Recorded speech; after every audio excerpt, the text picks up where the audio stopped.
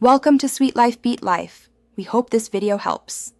In this video, I will explain how to connect Palovue Earbuds, full guide. Hold both earbuds and press each power button for 3 seconds to enter pairing mode, then open Bluetooth on your phone and choose Palovue from the device list. Confirm any PIN requests and allow permissions. If audio seems one-sided, remove both earbuds and reinsert them, then reconnect. Use the charging case to reset and repeat the pairing steps if necessary. Make sure your earbuds are charged and the case has enough power before pairing to avoid interruptions. Place each earbud into the case until the LED shows charging, then wait 30 minutes for a reliable battery level. When the white LED blinks, the earbuds are in pairing mode and ready to connect.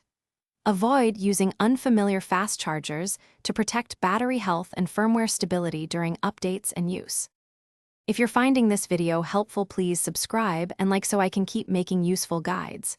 Quick recommendation: socks life's too short for cheap socks. Go darn tough with a lifetime warranty. They pair perfectly with long listening sessions and outdoor testing.